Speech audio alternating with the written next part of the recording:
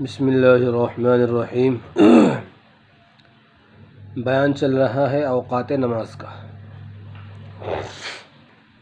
نماز کے وقتوں کا بیان چل رہا ہے کہ نماز کس وقت پڑھنی ہے، کون سی نماز کا وقت کب شروع ہوتا ہے اور کب ختم ہوتا ہے۔ تو فجر، ظہر، عصر کا بیان ہو چکا، اب بیان شروع ہوتا ہے مغرب کی نماز کے وقت کا۔ جب سورج غروب ہو جاتا ہے تو مغرب کا وقت شروع ہو جاتا ہے۔ جب سورج غروب ہو جاتا ہے تو مغرب کا وقت شروع ہو جاتا ہے، اور جب تک پچھم میں آسمان کے کنارے سرخی رہتی ہے تب تک مغرب کا وقت باقی رہتا ہے۔ یعنی کہ جیسے ہی سورج غروب ہو گیا، سورج چھپ گیا تو فوراً مغرب کا وقت شروع ہو جاتا ہے، اور جب تک جس طرف سورج چھپتا ہے اور سورج غروب ہوتا ہے اس طرف آسمان کے کنارے پر ایک سرخی سی رہتی ہے، ایک روشنی سی رہتی ہے۔ جب تک وہ سرخی رہتی ہے تب تک مغرب کا وقت رہتا ہے۔ یعنی کہ جب تک وہ لالی رہتی ہے، وہ سرخی رہتی ہے اس کناروں پر، تب تک مغرب کا وقت رہتا ہے۔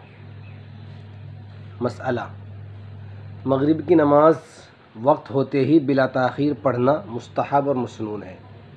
یعنی کہ مغرب کی نماز کا وقت یہ ہے کہ جیسے ہی مغرب کی اذان ہوئی اور وقت ہوا تو فوراً مغرب کی نماز بلا تاخیر، یعنی کہ بغیر تاخیر کیے پڑھ لینا چاہیے، یہی مستحب اور مسنون ہے۔ ستاروں کے نکلنے کی انتظار کرنا یا اس کے بعد پڑھنا مکروہ ہے۔ یعنی کہ یہ انتظار کرے کہ ستارے خوب اچھی طرح نکل جائیں گے، اس کے بعد مغرب کی نماز پڑھوں گا، تو دیر کرنا اور ستاروں کے اچھی طرح نکلنے کا انتظار کرنا یہ مکروہ ہے۔ جیسے ہی وقت ہو فوراً بلا تاخیر کیے مغرب کی نماز پڑھ لینا چاہیے، یہی مستحب اور مسنون ہے۔ مسئلہ: جس روز آسمان ابر آلود ہو، یعنی کہ آسمان پر بادل ہو، اس روز فجر، ظہر اور مغرب کی نماز کو اتنی تاخیر سے پڑھے کہ وقت کے مکمل ہونے کا یقین ہو جائے۔ جس روز آسمان پر بادل ہوں، آسمان پر بادل چھائے ہوئے ہوں اور بادل کا موسم ہو، تو اس روز فجر، ظہر اور مغرب کی نماز تھوڑی تاخیر سے پڑھے۔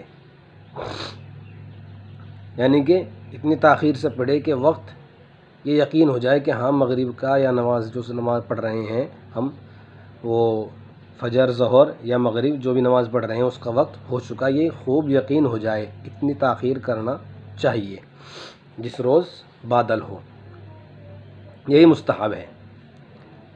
تاخیر کرنا اس طرح کی بادل کے روز، جس دن بادل ہو، ابر آلود ہو، تو اس روز اس طرح تاخیر کرنا مستحب ہے۔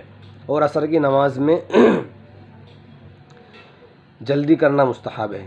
یعنی کہ جس روز بادل ہو، آسمان ابر آلود ہو، آسمان پر بادل چھائے ہوئے ہوں، تو اس روز عصر کی نماز میں جلدی کرنا مستحب ہے۔ فجر، ظہر اور مغرب کی نماز میں تاخیر کرنا مستحب ہے، اور جس دن آسمان پر بادل ہوں، اور عصر کی نماز میں جلدی کرنا مستحب ہے۔ اسی طریقے سے سورج ڈوبنے سے شفق ابیض کے غائب ہونے تک امام ابو حنیفہ کے نزدیک مغرب کا وقت رہتا ہے۔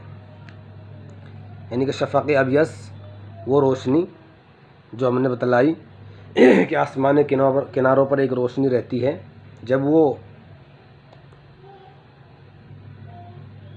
سفید روشنی بھی ختم ہو جاتی ہے، پہلے سرخی رہتی ہے، پھر شفق ابیض سفید روشنی رہتی ہے، وہ بھی ختم ہو جاتی ہے، تو اس کے بعد مغرب کا وقت ختم ہو جاتا ہے اور عشاء کا وقت یہاں سے شروع ہوتا ہے، یہاں سے عشاء کا وقت شروع ہو جاتا ہے۔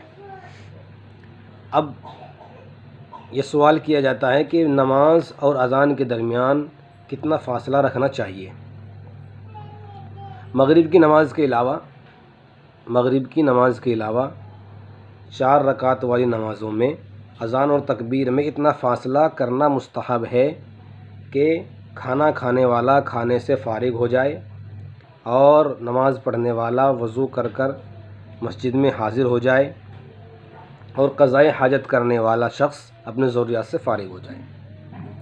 مغرب کی نماز کے علاوہ 4 رکعت والی نمازوں میں، جس میں 4 رکعت فرض ہیں، ان نمازوں میں اتنا فاصلہ رکھنا چاہیے کہ اگر کوئی آدمی گھر پہ کھانا کھا رہا ہے تو وہ کھانا کھا کر فارغ ہو جائے اور وضو کر کر اپنی مسجد میں حاضر ہو جائے، اور اگر کوئی شخص قضائے حاجت کرنا چاہتا ہے، پیشاب پاخانہ کرنا چاہتا ہے، تو اس ضروریات سے فارغ ہو جائے۔